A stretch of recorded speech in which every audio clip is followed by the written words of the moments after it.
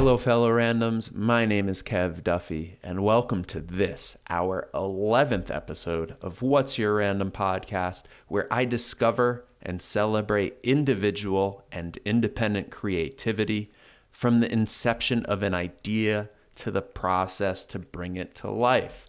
Where do those ideas come from? How do you make them something that you could share with others? That's what we're getting to the bottom of here on this podcast, and I hope you enjoy it. And if you do enjoy it, go ahead and, of course, subscribe. We are on Apple Podcasts, Spotify, and YouTube.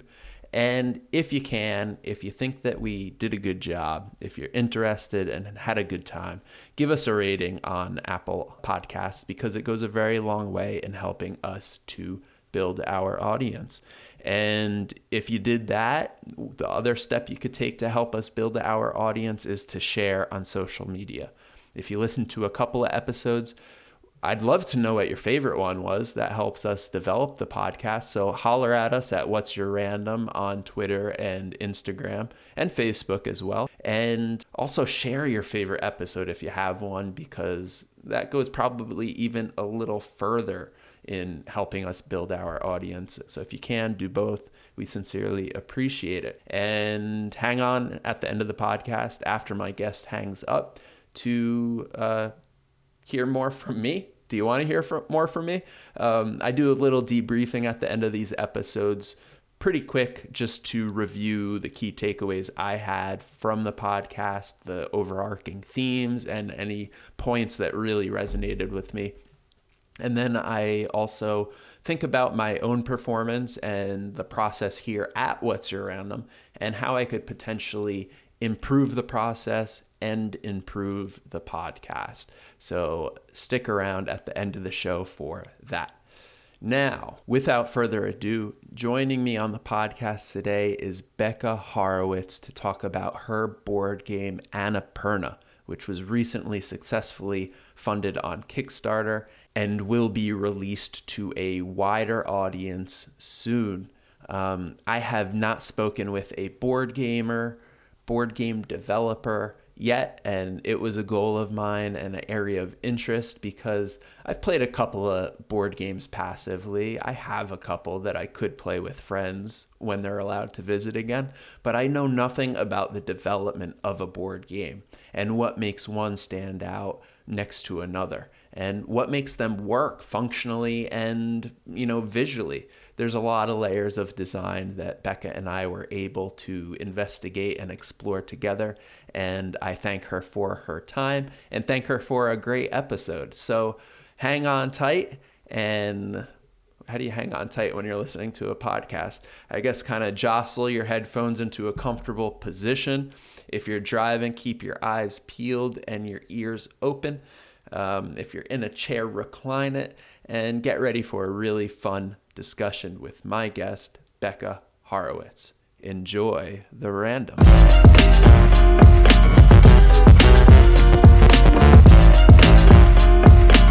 And then there's also, contending with just environmental sounds. Like today I have a flock of, I don't know what kind of birds they are, but there's a farm across from my house, and this flock of hundreds of little blackbirds will settle on the field. And then for whatever reason, they'll come and roost in a tree, either my neighbor's or somewhere else or my yard, and just chirp incessantly. And I got out of my car earlier today and I was watching them because it's kind of a sight to see so many birds at once, at least for me, like literally hundreds. No, I'm trying to not exaggerate. And I've seen them. Yeah. And then when I got out of my car, they all left the tree at once, and it was like, whoosh. Yeah, they make clouds and weird patterns and stuff. Yeah, I haven't witnessed that so much in my life. I'm in the country a bit, so we have that a bit more common when, like, after the seeds are planted or the ground's been put to fallow. I think that's the right word. The birds will come down to, like, check for all of the dirt that's been upturned and all the bugs and stuff, and then when you drive by, it's just cloud of birds. Yeah, I'm not sure if they just turned that field or spread seed or something, or if the birds are just happy because it's a really unseasonably warm day down here. It's finally getting cold. Like where are you? You I'm in said North Carolina. North Carolina. Yeah, I'm in Jersey, and so it's cold up here, like, and windy cold. Like I put on a cloak that I got at a Ren Fair today to go outside. Yeah, I'm stuck between being appreciative that it's been warm and being horrified that it's still warm. I think a lot of people feel that way. I actually had that thought as I was like putting on the sweater, and I'm not sure if I'm going to need to take it off because it's that warm, but it's also like right on the cusp, but pretty strange for the end of November, I think. Yeah, like, is this here. Nice or is this terrifying? So were you at a Renaissance fair today and you got the cloak? I got this cloak a while ago. I had it like custom made at the PA Ren Fair a while ago because I used to LARP, and because it was fluffy and very easy to wear. It's big, like, thick cloak that's reversible. It's a fiddler's cloak, which means that your arms go not through holes, but like it drapes down here. Your arms go out and then it drapes down in the back, and that's because it would allow a fiddler to play and still have a cloak on. Oh, interesting.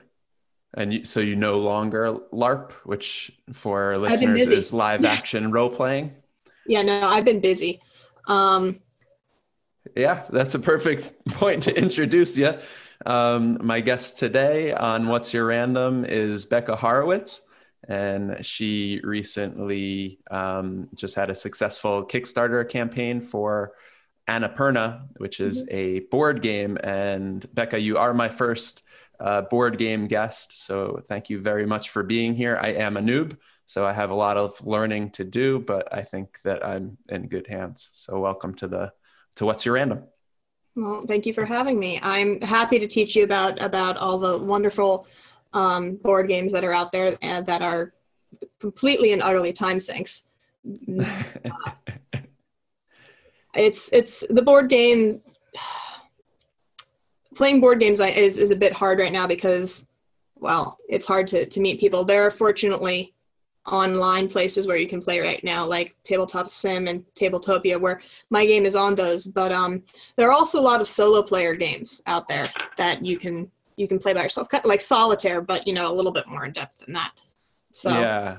And is it akin? Because I've never played one such game, and I think does Annapurna have a single player? We are working on that now. We announced it during the Kickstarter, and people are welcome to go on and try it for free right now and help us test it, tell us what they think, and hopefully the finalized rule book will be out sometime next year. Oh, that's really exciting. So kind of like an online beta test for the official rules that you'll subsequently release. Yeah, we're pretty confident that these are good, but there are always different versions or alterations or different rules or things you don't think of when you've been working on the same game for 4 years that you just don't see that someone who's playing it for the first time might. Right. Yeah, I was really interested to speak with a game creator in general, but particularly board games, because that's an area where I really don't have all that much knowledge. And in terms of creativity and sharing an idea with the world, games, you're putting people in your world to actively play. So, if I made a movie, I don't really need to beta test the movie for the actual, functioning of the movie. People might like this or that about it or find a hole in the storyline. But when you're actively role playing, you're stretching the bounds of the rules and possibilities within the world that you're creating that's outlined by the rules. So it's really interesting. Yeah, it's a lot of playtesting. The game started out very different. The game started out as stuff written on the back of my dad's old business cards, laid down, and then moved to like cut out Excel sheets, and then moved to like the first printed copy, and then like 10 more printed copies. Yeah. How long ago did you start developing Annapurna? And if you could, I understand because we spoke briefly about a week ago that it wasn't that wasn't the original idea for the whole game. Maybe you were developing something else. So how long ago did that happen, and what was the process to It was fruition? over 3 years ago now, maybe four, and I wanted to design a game and showcase my abilities as a designer, and I had about three different ideas, and they were all pretty complicated for a first-time game designer. So my dad was helping me test out the mechanics for this one, laying out these cards that he had made to help test these, and said he was having more fun testing this than trying to figure out the other things. So we tried this and eventually said, doing this is fun and probably a lot simpler than a full-fledged RPG for my first board game. So is that I don't know if you play video games at all, and it's been a while since I was really involved in playing RPGs, but was Annapurna like a game within a game that you created, like some of the smaller sub games within Final Fantasy, if you're familiar with that genre? They Yes, oftentimes have card games that you play within the game. I think of Gwent when I think of that from The Witcher. But yeah, I know what you're talking about. No, this was my dad literally laid out the cards in a formation to help test the mechanics of different levels of basically abilities, and laid them out to like stack them and then tried to flip them over to figure out how they would interact with each other, and came up with some very base rules about it. And then it just kept changing and evolving into different goals. Like there was a big switch from like originally the goal was to get the most points, and then there was a big switch about a year and a half ago now to balance, and that really changed the game again. So there have been 3 major changes at least. So maybe 2. And what is, walk us through, so maybe we could try to have a little bit more deeper conversation about the rules, the base rules, so that we have a understanding of the function, if it's not too complex. Well, the main goal of Annapurna is balance. Whether you're playing competitively or cooperatively, it's to obtain balance.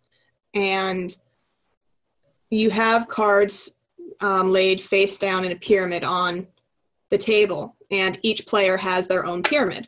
There are 18 cards in one set for each player, and all the sets are identical except for the base color. So they get shuffled, they get put in a pyramid face down, you have 3 in your hands, and then you begin to flip them face up to climb. And the object is to have the yins and the yangs on those cards that are face up balance. And for competitive, you want to be more balanced than everyone else. And for cooperative, you want to make sure everyone's balanced. And that is the very basic idea of the game. Oh, cool. So it's, is there, thinking about the cards turned face down, is there a memory aspect to it? What are some of the key, I guess, techniques and parts of the game? Tactics, memory. And skills, memory. And if you're playing competitively, definitely take that. There's a little bit of organization because you can play cards from your backpack, your hand, onto the table to try and set out your path. But there's also regards of reacting to the effects on the cards. So there's a little bit of tactics trying to be quick thinking. And then there's strategy, which is long-term planning, but it can get messed up by the tactics aspect. So interesting. And it's turn-based, like everybody takes a turn? It's not a speed? It's turn-based. Very cool. And what were some of the other developments over 4 years? And, why did you decide now is the time to release the game? Do you feel like it was perfected? Did you attempt or think about releasing it at some point earlier in that 4-year development period? Definitely. We had a bunch of different times we said, we think this is done. And then we went and brought it to PAX Unplugged, play tested it, and found a bunch of things like, oh, this could be better, or, oh, this doesn't work. And then went back to the drawing board and then went to another convention and said, okay, we think this is ready. And then play tested it and found, okay, no, this doesn't work. People really like that. And we could improve. So no, there's been like at least 3, maybe 4 prints of the game and a bunch of silver Sharpies and black Sharpies on the silver Sharpie writing alternate things on the cards in between. So, yeah, the other biggest change is we went from rectangular cards to square cards. And that made the size that the area that the game took up a lot smaller and felt more like a board game than a card game. Interesting. And there's no board at all. It's totally, everybody has their own pyramid of cards that's dealt, they lay it out.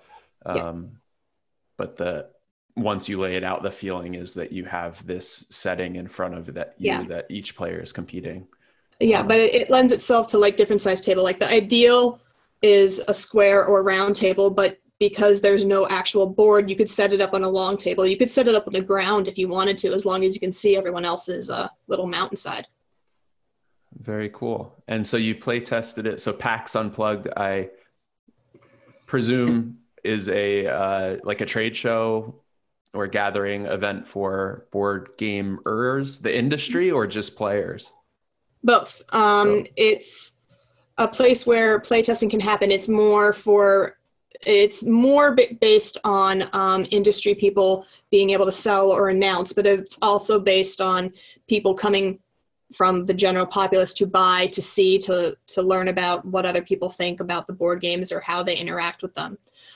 Metatopia is one that is definitely focused just on the industry, but the industry developers, the people who are currently making a game or teaching about making a game. So the board game community is extremely welcoming in regards to new designers. Awesome. And yeah, what was your path in terms of getting acquainted with these folks where you felt comfortable to test your game at those events? And, what's the process to get the testing done there? It depends on the event. Some you can just walk in and pick a table. There's Unpub, which is a great little group that sets up at PAX Unplugged and has their own events and organizes a place basically for people to play test their game. And depending on the event, you might have to sign up and pay for a space, or you might just go to a room in a game store with a bunch of other designers and trade places playing each other's games. But Unpub is amazing. The other thing I did first was I went to local game stores and local game cafes and asked for permission to host events and have people play test there. And so that was one of the first things I did. And then I moved on to Unpub, and then I moved on to conventions. And are there a lot of, is a game cafe, I've never encountered one. So is that just like one night a week at a cafe in your neighborhood, they might have a game night, so people who are interested in playing games should look out for that? Or is it a game cafe that's exclusively 100%? There's people there playing games all the time.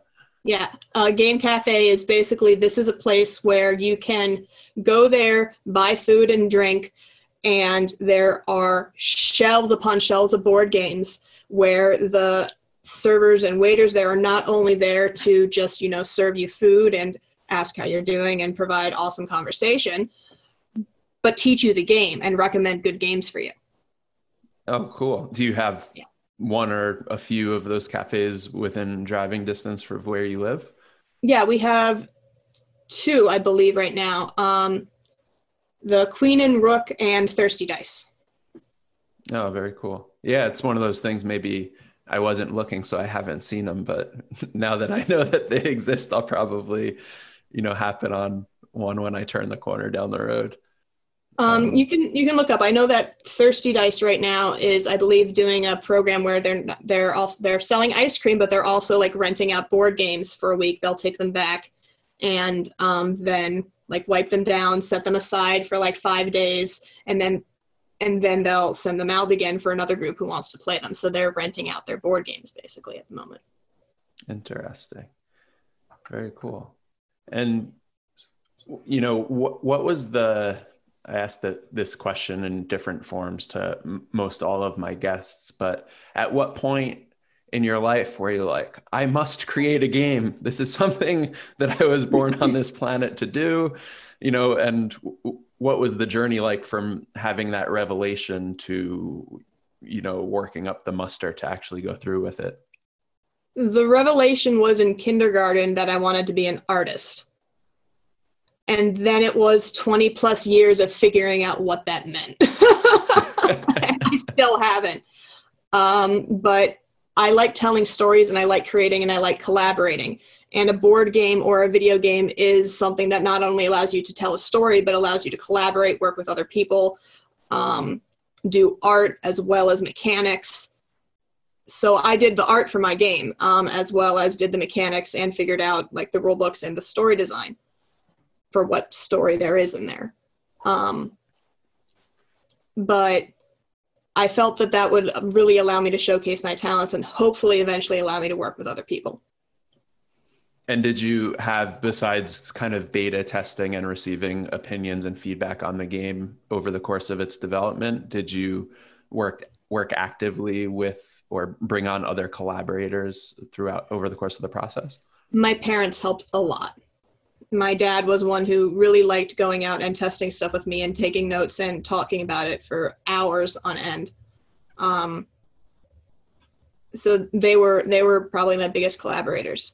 And they're still helping me because my mom is someone who ran two businesses about music, and she ran conventions and advertising and all of that stuff. And then my dad ran a company that was about videos and trailers and was in the movie industry, so he knows how to organize and make things look good. And then I have a friend, Nina, who is actually making the videos and editing them. So I've had a lot of really great people help me with the Kickstarter or with the branding or with the development, and it's been pretty fun. But the board game community itself, I think Kurt Covert, he's the owner of Smirk and Dagger. He's one of the people who's an amazing person, and he gave me a lot of tips. So there's a lot of people out there who are very willing to help. And were you at all anxious, or I guess to not put words in your mouth or try to steer you in any direction, what were your feelings when you made the game, you and your dad were playing around with things, and then the first moment you shared it with another person outside of your inner circle that was helping you to develop it? What were your feelings? And how did you, at what point and how did you decide to make that leap to share it with the outside world? Well, the first leap was pretty small because it was just my closest friends. It was actually with some people at the LARP or at parties, and brought my friends over. So it was a small leap. But I got to tell you, the anxiousness of presenting the game to a group never goes away. Each time there's always anxiety because you're testing something different. Like at Metatopia, we weren't testing the mechanics of the game. We knew the mechanics worked. We were testing if people could understand the rule book. So like for an entire half a year, maybe more, it wasn't about perfecting the game. It was about making sure people could understand it without me explaining it there. And it is the most difficult thing to stand there and watch people play the game wrong and not say anything so you can take notes on how you need to improve the explanation of the rules. It is the hardest thing to do. Yeah, and I could imagine that took a really long time because it's a balance between having adequate explanation but not having really long explanation. So being very precise with your words. Yeah. Oh, sorry, go ahead. But I have had people play the game entirely wrong, still have it work and have fun, and then play the game correctly and still have fun and have it work. So the mechanics, if you play it wrong, it still works. It's just not the way I intended. Yeah. It's kind of cool to have such flexibility, and I think that's probably why you're in a position that you're able to currently be developing single player mode and also have flexibility to have cooperative mode, which is that at all common in board games traditionally? And, in contemporary board game development to have cooperative modes? Their cooperative play games are often. Sorry, this is hard to answer because. Yeah, take your time. Yes and no. There's entire game group that is collaborative games, but there's also games that are complicated enough where you can be collaborative, working together to survive, but have single goals that mean you win if you do this, and everybody else doesn't lose, but they win less than you. So there's a lot of different ways to implement it, but having a version that's strictly cooperative and strictly competitive and solo player, I haven't seen that as much. I have seen like competitive 1 to 5 players. Mansions of Madness is one of my favorite games, and it's 1 to, I think, 6 players, maybe more. So it is a single player game, but there's an app that goes with it. The app basically acts as your dungeon master. So games have come extraordinarily far since Monopoly, and it's a very, very diverse field now. Yeah, and do you know much about that history, and what can you share about the history? Because for me, and now I'm having a brain fart, it feels like, it feels to me, from my perspective, that board games suddenly had this resurgence, particularly RPG type games like D&D, Dungeons and Dragons. And to me, again, and correct me if I'm wrong, it almost seems like that was that Stranger Things had a big role in that.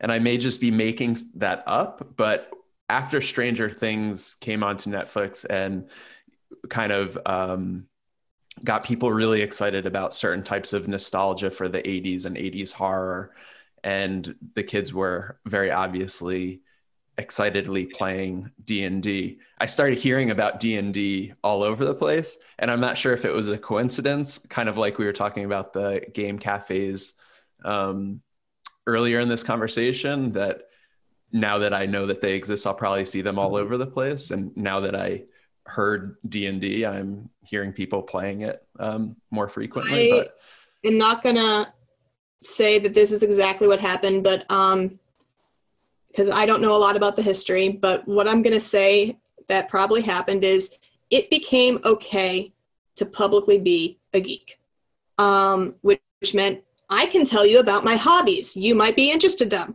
Come try. Which meant more people could now try things, and it wasn't something that was girly or nerdy or to be ashamed of, which meant people could now do it. So more people did it, and then more people did it. And it was out in the open. Yeah, it's like there seemed to be, prior to Stranger Things, at least in my worldview, a taboo attached to Dungeons and Dragons. And then that taboo kind of like went away or was mitigated to some degree after it was popularized through that, and people who maybe never heard of D&D before became familiar with it. I would have to do more research about Stranger Things' role in that, because I've honestly always been kind of a geek and nerdy, and if I didn't get to play D&D for a long time. I think the first time I actually got to play it was at camp, but I read fantasy novels since I was a kid. So, but there definitely weren't a lot of other geeks that I knew of when I was growing up. I only found out that one of my best friends, her boyfriend was a geek, was someone I went to class with, and we never knew each other was a geek because that wasn't something you talked about. But I mean, Magic the Gathering was still a big thing, and that was okay for boys and girls to do. But but D&D was like, that's even nerdier. You also needed a lot of people to play. So yeah, and you had to reveal that you were wanting to play to have others join you, but then you were out in the open to ridicule for your geekiness. It's really nice to see people basically being able to talk about their hobbies, whether that's making crafts out of like wire or making like felt things out of into little plushy toys on Etsy, or playing with dice at home. I think the internet has basically revealed that we're all pretty much similar in that we have things that we like to do and might be a little scared to talk about them at some point. And the internet, I think, has helped a bit with that. Yeah, it's funny because I don't know if I was going to ask a question or if I was just presuming we were on the same wavelength, which was essentially that the internet has unlocked communities for people who maybe lived in a small town or went to a high school where they didn't have somebody who shared their particular peculiar interest. And it was only peculiar because nobody else within their high school had that interest. And now they have access to people all over the world. So they could certainly find somebody because synergizes. They're with the advent of the internet, it's difficult to not be able to find someone that is into something that you're into, because the internet is a community of the world now. And like when I went to playtest my game on Tabletop Simulator, I ended up playing mostly with people from Europe for some reason, and a couple people from India, I think, and I think 2 people from America. So it was interesting to be playing my board game with people who were that far away, but had the same hobby as me and were interested in my game. It was awesome.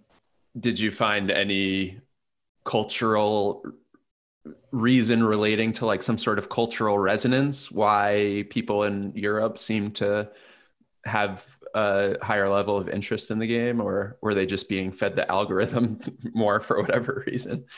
It might have just been the time of day. It was mid-afternoon and people were either doing other stuff or it was kids on at that time in America. I never really found out, but it was fun. Yeah, it's interesting. And I would also like to point out that's part of the reason for the title of this podcast being What's Your Random, is kind of showing appreciation that everybody has their really specific thing that they're interested in. You know, if it could be making like wire art or felt little plushies to sell on Etsy, but like these things, when looked at in a small group of people, might seem very, very, very random, right? But when you look at it through the lens of the internet, you realize that there are groups of people with similar interests, and it's cool to see. That's kind of, I keep using the word resonance, but I really feel that that's what it is, like people kind of finding synergy together. It's just nice to see. But my problem is that, again, I'm 30 and I'm still trying to figure out how I want to be an artist. Right now it's games and I'm having fun with that and I'm hoping it works, but I'm at the same time, I'm doing oil paintings in an empty room and forgetting to open windows and having a bad time with turpentine fumes. So I'm very much the same way. And, I have this, which is a little bit more straightforward out of all the creative things I'm trying to work on. I schedule a conversation. I know the general topic. I like talking to people. You log in, we chat, and then I edit and post. Like there's not too much creativity or output from me besides having a conversation, which is relatively natural. But the other things I do, like I'll share with you. Last night, I was creating a miniature set while at the same time taking some time away to do some woodworking. So it was like, I always have too much going on at once, and I could totally relate to being in a room and not opening the windows. A set for what? I need to know now. I'm developing a concept for a scaled world, like a stop motion and also scaled giant robot crushing the cities kind of. What are you using for the robot? The robot, I'm going to build the one that's wearable by a human out of Eva foam. It's very popular with the cosplaying community. Mm-hmm. It's basically those foam puzzle piece mats that they use in gyms and stuff. You use that foam and you're able to bend it and then glue it together and form pretty stable structural shapes, and like how you can I made a helmet out of it, even though it's cool. foam. Need to cut it and angles and stuff. So not my most comfortable area of building and creating, but I'm getting a little bit better here and there. And then on the small scale, I'll use clay and stuff like that. Just use what I have around the house. And I mean, the simplest thing is always just go back to cardboard boxes. yeah. And duct tape. You can get metallic duct tape and just wrap the boxes in metallic duct tape. The most refractive robot ever. I'll share with you. We already shared our pets by text, so I'll share with you my giant robot pet by text after this, so you can see what I'm working on. Excellent. But yeah, I have, sometimes it's hard to wrangle all of the ideas you have and, figure out exactly what you want to do. So I think as long as you keep pushing your boundaries and moving forward in a couple of different avenues, one of them you'll find the wheels hitting the pavement. And at least for the short term and probably midterm, it seems like board games is where it's at for you. Yeah, we're figuring out the next steps. Like with the Kickstarter's over, but we're figuring out what to do next in regards to marketing and how we're going to sell it and who we're going to sell it to. But we're also figuring out, finishing out the solo player rulebook and the expansions we want to do. Like I have a weather expansion I want to do, and I have 2 more players expansions I want to do. But I feel it's very important to be able to test those things with actual people and not just online to gauge, distance. Because if I add 2 more players, is everyone going to be able to see each other's mountainsides well enough? And if not, how can I rearrange things so that they can? And that's not something I can test as easily digitally without an expensive VR set and the other people having an expensive VR set. So I think I need to do that in person. So it's going to have to wait. Yeah. And in-person communication and game playing, I think, is valuable. And would you say that there's a resurgence of board game playing right now? That's how I certainly feel. Board games are definitely picking up. Maybe not now COVID going on, but up to COVID. But board games, there are hundreds of board game conventions across the world. Hundreds. I don't think there's a week that goes by that there wasn't one before the pandemic hit. So there is definitely a resurgence of board games right now with just the diversity that they're being able to create with all of these new things like apps and electronics, and just the availability of play testing for people who want to get in and bring new ideas. And it's funny, I just had the idea like, oh yeah, technology is going to continue to push the boundaries, and there's going to be new types of creativity that takes advantage of this technology. And I was like, but wait, at what point does it just become a video game? The point where you're using a controller to, I think, move a representation of yourself about. Maybe not. That's a complicated question. That is an interesting philosophical debate. But and I just came up with it, and I don't expect you to have all the answers. But just food for thought, and maybe something we could chew on.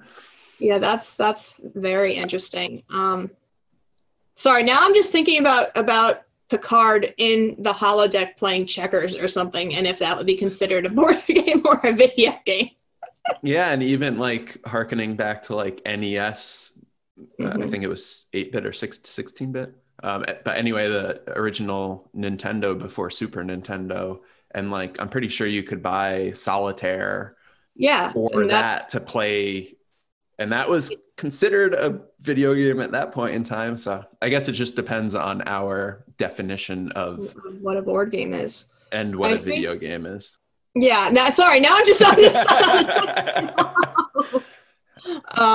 But yeah, that's a really interesting point. And I know there's a line, but I can't figure out how to describe it, because there are board games online that are digital, but Like you can get Monopoly and play Monopoly over like hundreds of miles with your friends on the PlayStation. But what about like Mario Party? Is that like the thing where you like ride along a road and and you get to design the board and stuff? Is that a board game or is that a video game? I think that's a video game, but I can't tell you why that's different than a board game. Yeah, right. It's interesting. And then that brought up another question for me that, again, I don't expect you to have the answers to, but we'll see what you think. Okay. Is there something,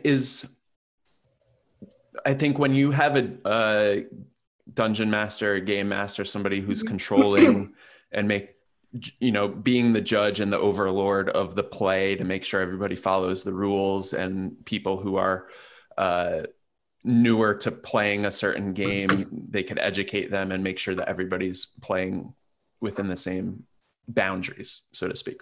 Is there something that's lost? And then because of that, you have one human being, watching a bunch of other humans, and everybody's kind of like self-regulating, and there is room for error.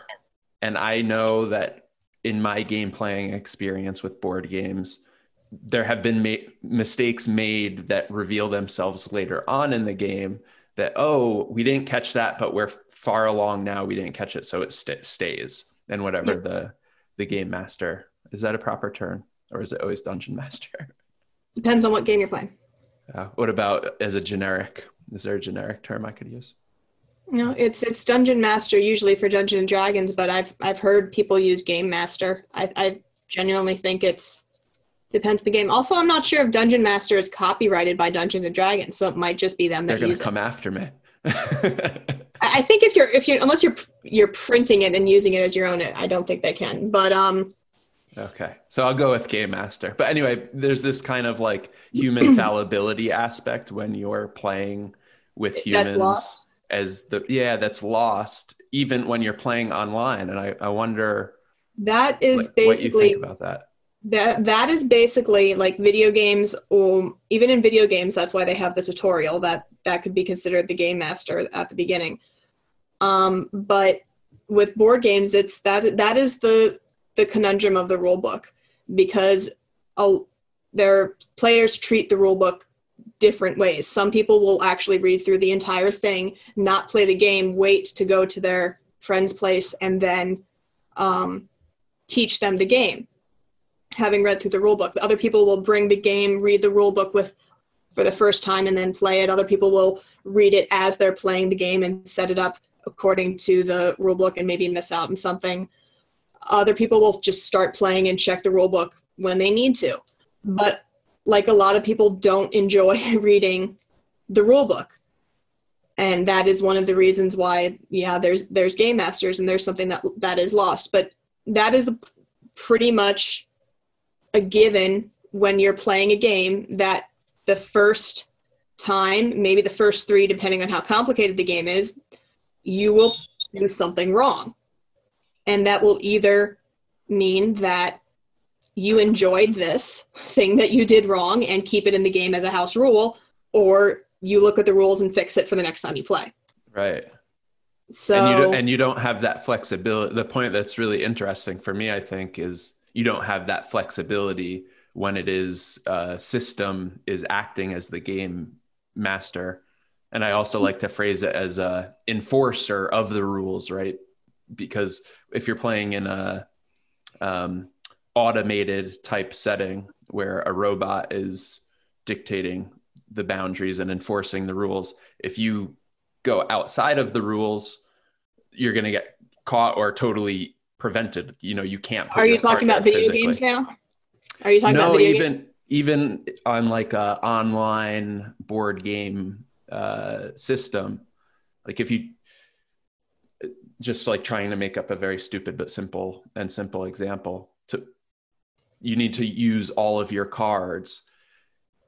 If the game master doesn't enforce it, you might be able to in person put your card in a pile that you're not supposed to, and it slips by house rules or by mistake of non-enforcement. But in a digital Digital setting, thank you. In a digital setting, you're not even going to be able to put the card on that pile because there's a barrier. Depends on what system. Both Tabletop Sim and Tabletopia, unless you're programming and have it as an official, or have it as an official program that you can buy, you can do that. You can cheat. You can move things around where you aren't supposed to. There are some things that mean that you can only put things face up in an area, but you could definitely draw a card when you're not supposed to. Oh, interesting. Yeah. But again, there's still that flexibility with or without with the GM. There's flexibility that's decided by the GM. With just a rule book, the flexibility is decided by the group or the owner of the game, because you can ignore the rules. It's up to you. So in some ways, there's more flexibility without the GM, and in some ways there's less. Because with the GM, they're creating their own world, but they get the final say since it's their world. With the rule book, you have the world here, but you could rip this rule book up if you wanted to and just create your own game with the pieces. And or find some ambiguity and start a debate amongst the players to that was a house rule. That was a long figuring out the wording, like down to changing a single word on the cards. Sometimes that was a year-long process to make sure that people understood it but also couldn't abuse it. Was a constant changing one word thing. And there's still some things that people sometimes mistake just because they don't think the first card you flip face up in a row. Some people think like the rows in the mountainside, which is what you're supposed to think. Some people think in a row as in I flip up this card, I flip up this card, I flip up this card. But that's not a thing that happens frequently unless you get to take an extra turn. So it's basically up to the person's understanding of and definition of the word row for that specific instance. Yeah. Yeah. So then you need to get dictionaries out and refer to other reference material. There's not enough room on the card to explain that, and I am not explaining that in the rule book, but it's something people eventually figure out. So wording is very, very important, and we spent a long time on that rule book. And was that something that you were kind of at least half expecting, or did it catch you by surprise that there were so many revisions and so much refinement of the descriptions and instructions? I was aware, like there are rules lawyers and there are people who try and exploit the things. So I knew that there was going to be a large amount of fixing things up to deal with that. But I was surprised at how simple and obvious we had to make things, because people would just misinterpret or not understand. And it's not that you basically have to treat the gaming community not like toddlers. Not because they are toddlers or because they're stupid, but because you need to make sure that this language is something that everybody can understand, whether they're a first-time gamer or this is the 1,000th game they've played. And you have to use that language so that anybody of any level of understanding can play the game. So like row and turn like row is most gamers will understand this is a row. Video gamers could think in a row, meaning 1, 2, 3, 4. Depends on what type of games you play. But another thing is like turn, round. Those have like official definitions by the gaming community, but I doubt people look those up. So, and deal, like for poker, actually has a specific term. Is a specific thing. Like it's the dealer deals to themselves and then to the other person. People don't know that. People just assume that you could deal to the other person first or yourself first. So when one card says deal out the cards, and depending on how you interpret that, that could mean 1, 2, 3, 1, 2, and then 1, 2, 3, or it could mean 1, 2, 3, 4. Yeah. And depending on how you deal that, you could get more or less cards back, depending on if you're paying attention. Yeah. So to describe that for people who are listening, you're saying that you could either say everybody gets 4 cards. You could place 4 cards in front of you, then 4 cards in a row in front and to the person next to you, and then 4 cards to each person one at a time, or you could go around in a circle. One card for me, one card for Becca, one card for the next person. And second card for me, second card for Becca. And deal technically means the second one. That is, like, by poker definition, I'm pretty sure that that's what deal means. Right. So, but I don't think people are looking that up. So, but it was very interesting to try and figure out the language that would work for everybody. Yeah. And did you and do you enjoy that part of the design? It was tedious, and I did eventually get tired and a bit exasperated, but it was very, very interesting and satisfying to finally get it right. But eventually it was down to things that weren't just wording. It was down to things like, there's a space between that last letter and the period. Yeah, that's like it now. And now I have to go back and fix it. Ooh, I just like shifted myself in the seat because I got uncomfortable hearing that level of revision. And that happened too many times to mention. So that was the point where I kind of started to break down after the 300th one of those. Yeah, I could only imagine. and even through only just imagining, feel some discomfort. And then it gets worse because I did my rule books in Photoshop, which meant I had to go into Photoshop to change it. And then if I found something in one version, I had to change it in the cooperative version. And since I needed 3 different versions of each rule book, one with a border for printing in CMYK, one that is 2 pages in RGB, and one that is in 1 pages in RGB for the PDF online, I had to change it in each one of those. So that's 6. I've been there with some other type of repetitive editing. Is there any way to automate that so that one? Yes, you can. There are functions in Photoshop that allow you to automate and edit in multiple files. But if the layers aren't laid out in exactly the same way, or there's a difference, there is always a possibility that it just messes everything up. So you have to go through and double check everything anyway. So I attempted to automate, basically, when I was saving the images for the cards. Basically, it was the card. Here, give me a second. Those game boxes. So Becca had 2 game boxes on the top of her headboard, and they looked like really nice ornamentation. I didn't even realize it was the box, even though I'm familiar with the box. So as you can see, these are the suits: red, brown, green, and blue. So they're all exactly the same. So in the Photoshop file, it's basically each border is in a layer, and then I would hide it. I would save it, hide that, save the next one. I tried to automate that. It just completely did not work.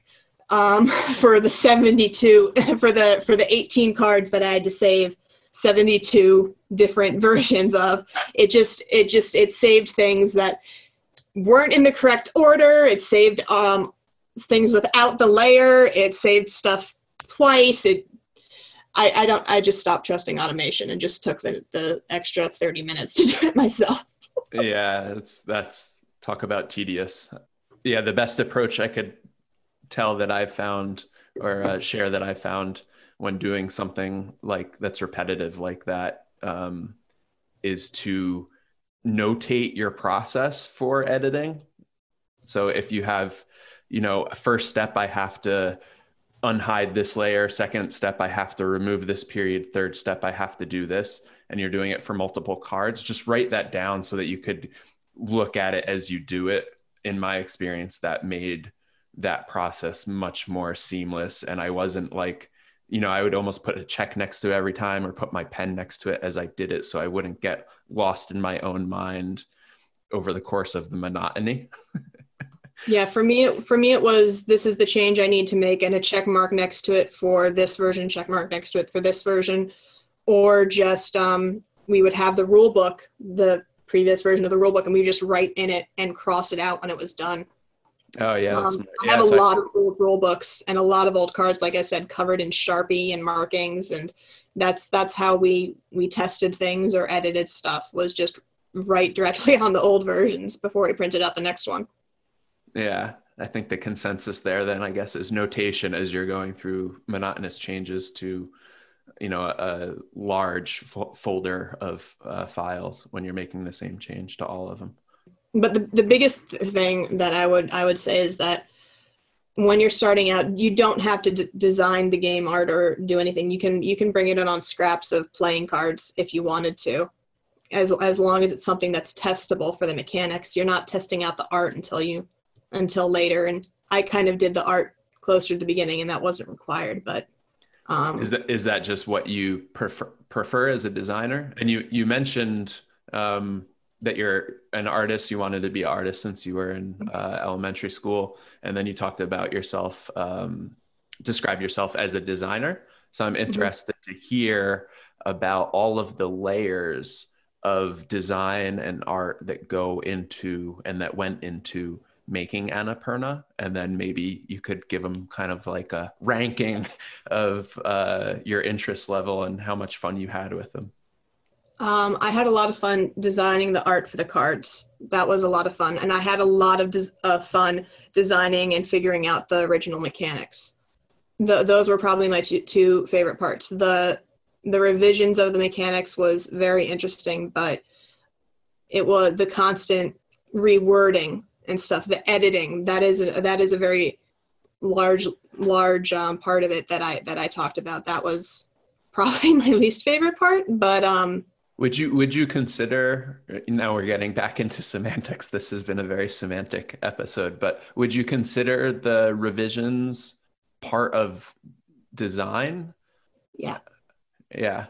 There were two types of revisions. Like there was a revision like that I did when I first drew this card right here. You can see this is a hand climbing to the top of a Hmm. mountain. Here, this one doesn't reflect as much. There we go. When I first Oh, designed nice. this, I used my own hand as a reference for all of the hands in the game. So as you can see, that meant that all the hands were one color. So one of the revisions I did for art was I went back and I changed the color of the hands so that the cards were more diverse, because like I said in the beginning, it was just my hands that I had reference. I had available for reference. So that was an art revision. Then there were the wording revisions, like, okay, I just need to change this one word so it's more easily understandable. Then there was like, no, I need this card to do an entirely different thing revisions. So there are art revisions, there are mechanic revisions, and there are wording revisions. And how do you differentiate when we talk about the game from the perspective of art versus design? Like just for you. Um, I believe it's all an artistic endeavor, but for me, design is how the game works, and art is how the game looks. It's a very succinct and good description. Yeah. And they have to mesh. And then when you put them together, it's how the game feels, because you need those two aspects to work together, or it just won't be as fun. It won't feel like they mesh, and it can throw people like how if you have what's it called when you have someone in cinema, like there's a coffee cup there and then it's not there in the next scene. Continuity, Yeah, lack like of how that continuity. can bring someone out of the feeling of the movie. If the mechanics and the art don't mesh and create an awkward feel, that can bring someone out of the game. And that's really bad, especially for a role-playing game. I think for mine, since mine is more about strategy and climbing, there's not as much danger, but I did want a mountain climbing feel. So if I had like image of like clowns, that would be like, what? Why? So it's an important part to make sure that your mechanics and your world building and your art all work together.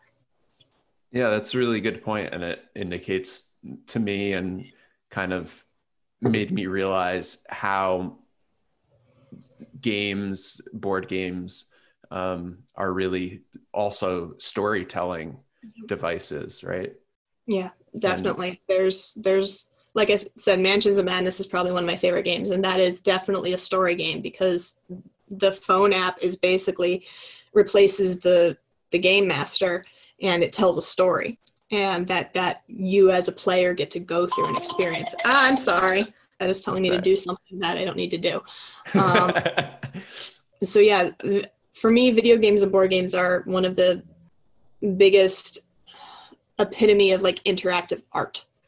Yeah, that's cool. For Annapurna, do you have a storybook or a paragraph to set the stage?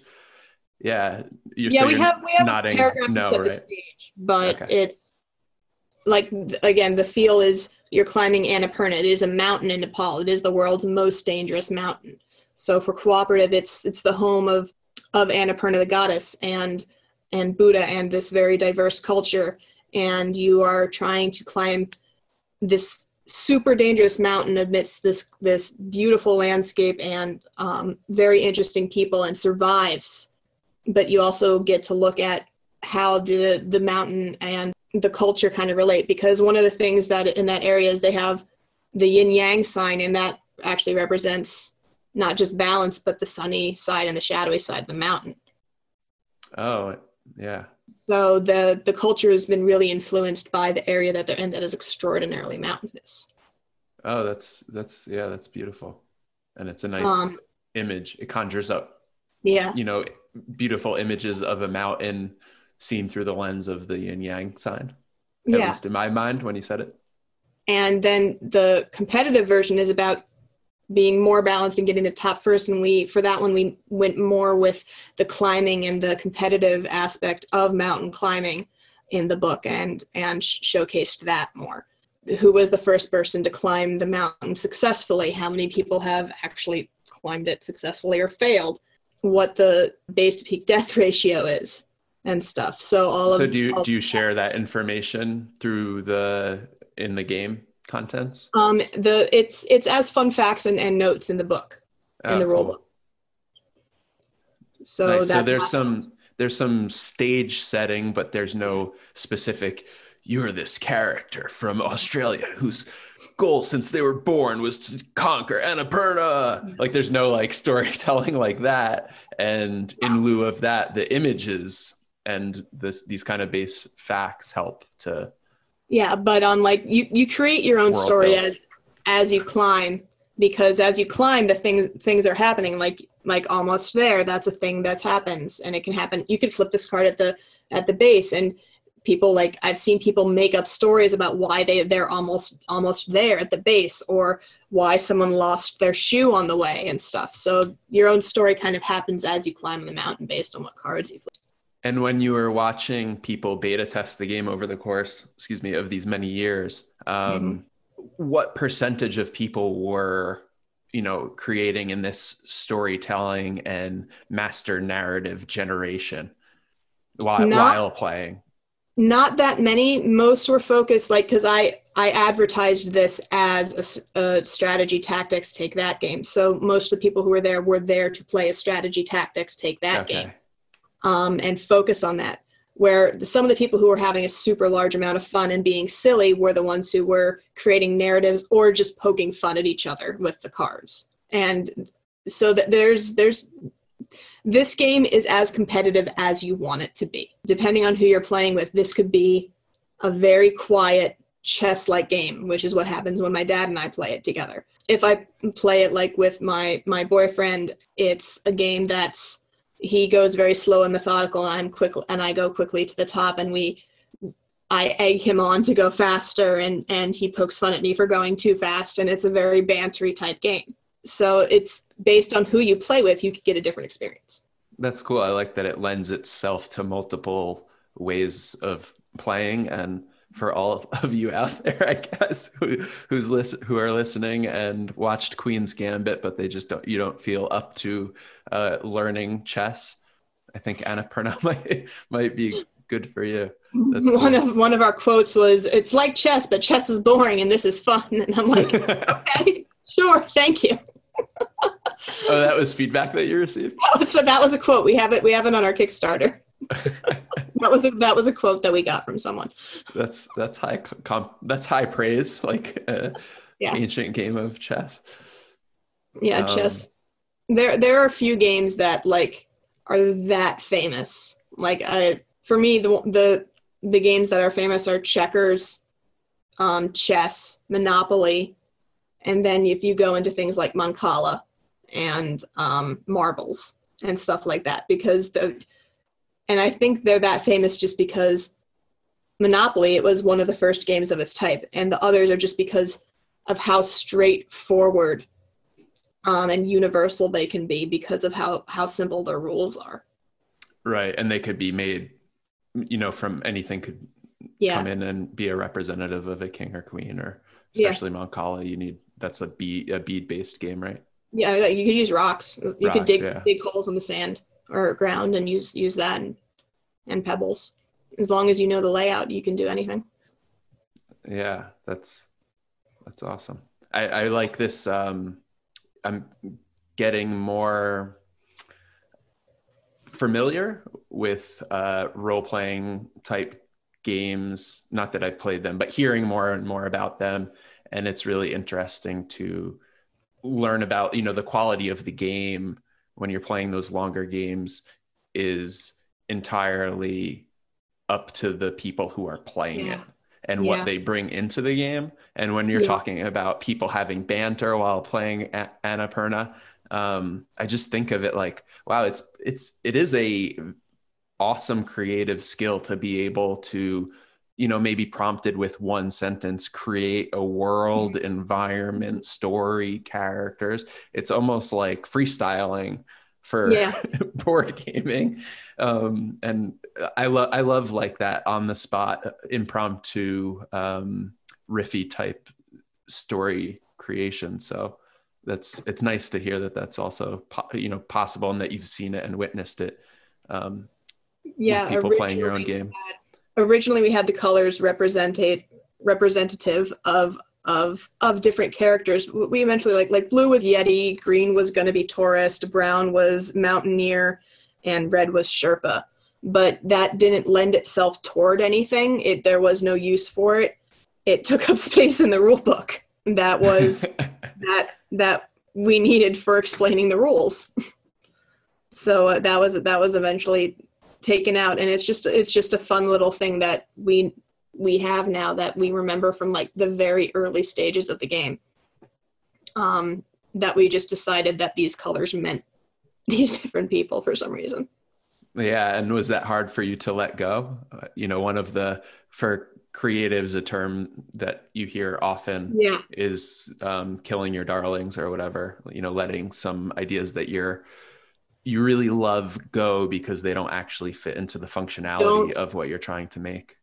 Just because you spent a long time making a mistake doesn't mean you hang on to it. It's just something like that.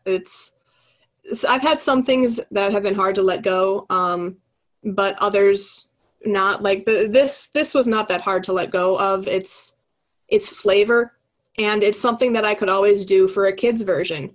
My roommate worked at a daycare, and she brought the game and she played it with kids who were like 5 and up. And all she did was she removed all of the effects of the cards, and they got it. So a kid's version for this could be just, I could add that this color is this, and add flavor text for each of the characters on the cards instead of, effects for kids to play with. Not something that I technically have to let go of, because the game is versatile enough that there's still a lot left I could do with it if I wanted to. Yeah. And are you, you just finished a successful Kickstarter. So again, congratulations for that, because that's no small feat. Are you still excited to be noodling about the possible other iterations of Annapurna? Or are you already eyeing another game endeavor or some other design or art? First we're going to see how marketing this goes, and we're going to finish the solo player rulebook. And I do plan on hopefully working on the weather expansion and the 2 more suits in the future. But I do have a different game that I would like to work on, and it's a game that would be made entirely out of wood, and it's based on consent concentric. Anybody who's listened to any episode of this podcast knows that I trip over my own tongue incessantly, so take your time. I'm blaming the cat because I'm distracted because I drank my drink and I have a cat hair stuck in my throat. See, I have no such excuse other than I don't have control over my own tongue sometimes.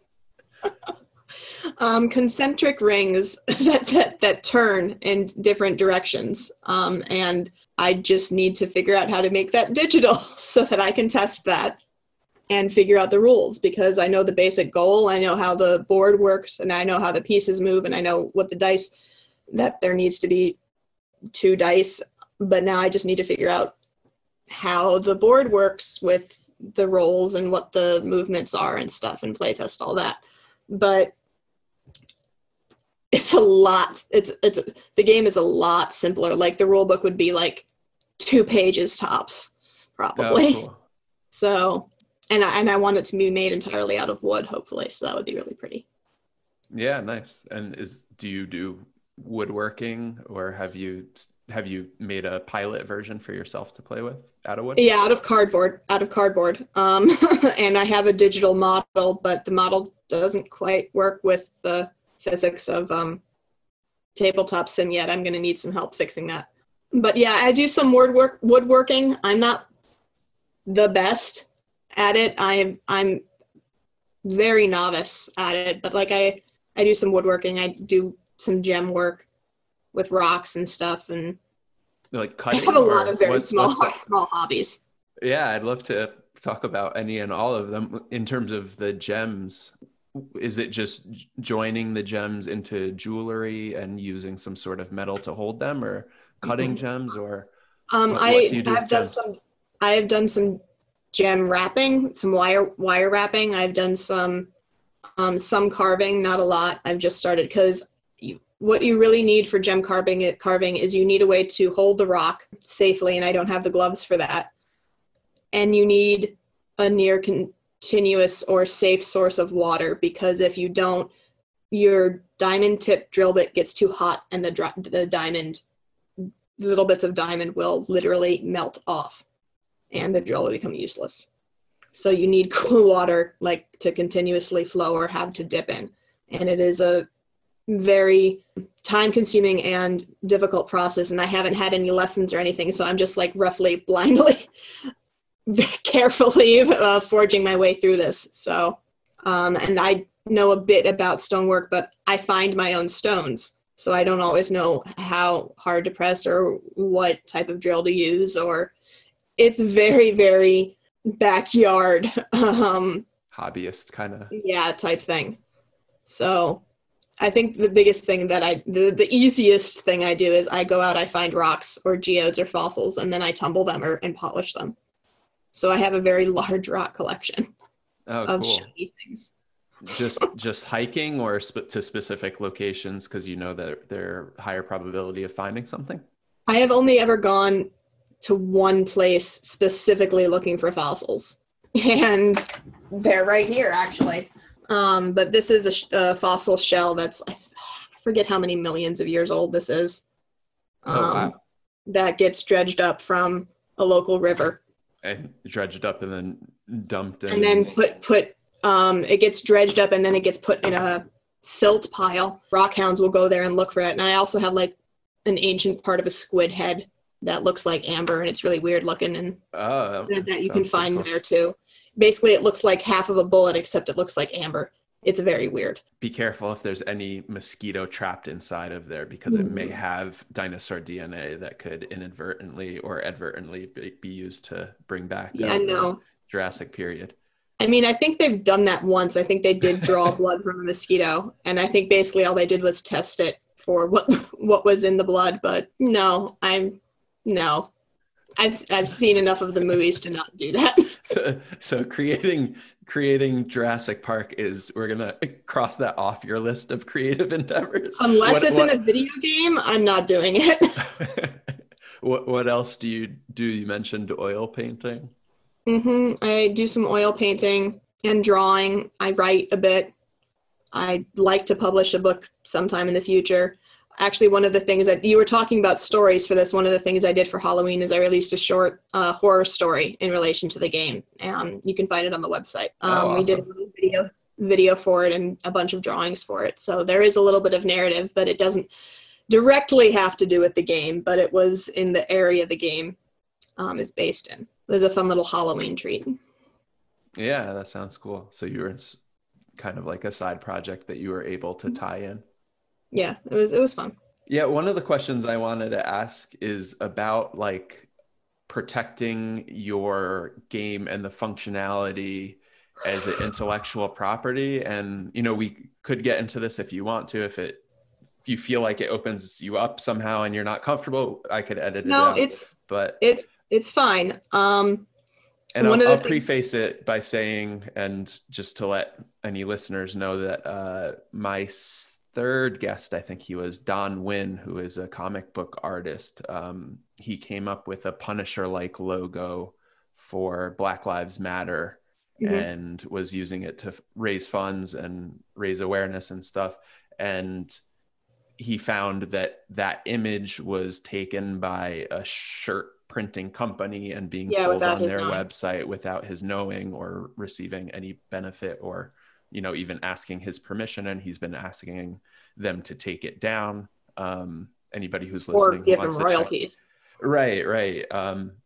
So anybody who's listening can look up Winning It. It's Nguyen. That's his Instagram and his Twitter to try to shame this company into taking it down if legal action doesn't, the threat of legal action doesn't help to make them stop in the meantime. But that being on the back of my brain, I was wondering about the game mechanics because, you know, it seems like one of the reasons why you had to beta test so much and why it took 4 years is because your game, and you could correct me if I'm wrong, is very unique. That's at least the feeling I get. And that there's probably not a comp on the market in terms of functionality, which makes it one of a kind. So how do you go about protecting the mechanics of the game, which are, you know, I assume it's heart and soul? It's complicated because you can and you can't. For instance, I can't copyright flipping a card. That is not something you can copyright. Mechanics are fairly uncopyrightable. The combination of the mechanics with my design is copyrightable, but the individual mechanics are not.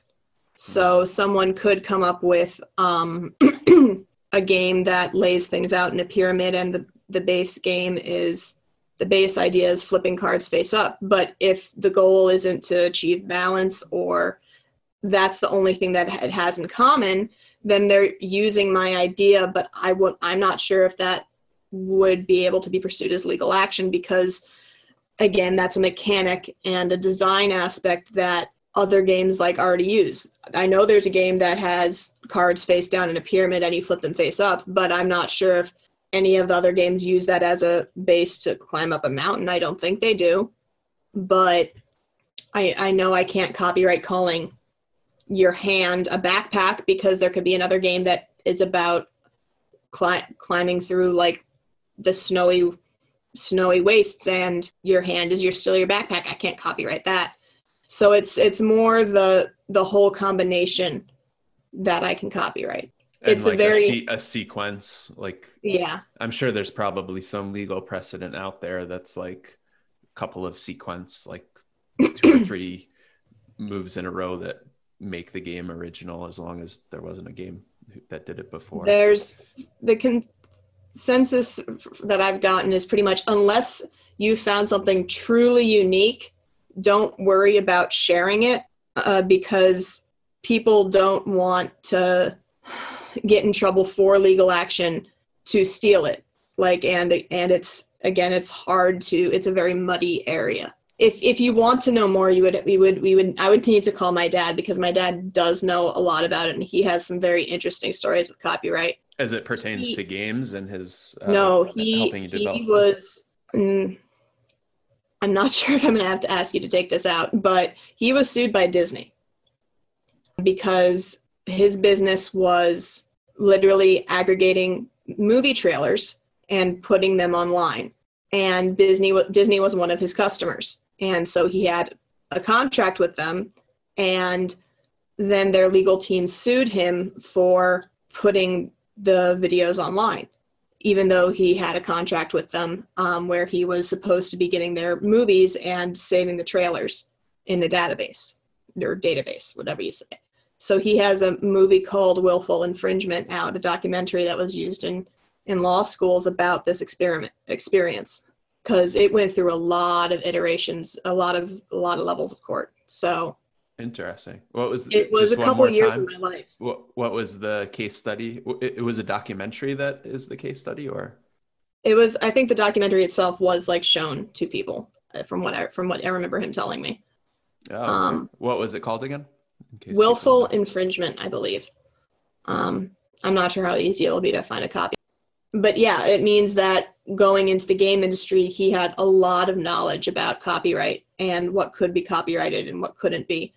And names, the big thing, like trademarking names is a big thing. And as long as you're in a different industry, yeah, you can have the same name as something else. But for instance, there's a movie company that also does video games, that's Annapurna, that has Annapurna as a name. So that was a little worrying when we're starting to make this game, but it's a board game, so it's still a different industry. But we couldn't call the company that, so it's a lot of little technical things. Yeah, these are the things that I think people who just want to produce something and create something, like it really, in my experience, yeah, you forget about it, and also it's draining, and you don't want to spend your time on it because you want to focus on your core competency, but due diligence is required when releasing things out into the world. The biggest thing is finding public domain like sounds for like videos and stuff, or public domain images to base art off of. Like the easiest thing to do though is find a public domain. To make sure that it's okay, is find a public domain thing, image, whatever, and change it in some way. But like not just change the pitch or the color scheme, like actually change it, like add antenna to the dog or something if you found a stock photo of a dog. Give the fur an ombre tint and give him big claws. It is now a different image. It's based off that image, but it is a different image, and you changed it and modified it, therefore it's yours. Right. But it has to be a noticeable change. Yeah, I would almost say, and I don't know if it articulates the point, but in my own head it does, is don't just adjust it, but manipulate it. Yeah. Really change. Maybe those two are still too similar, but yeah.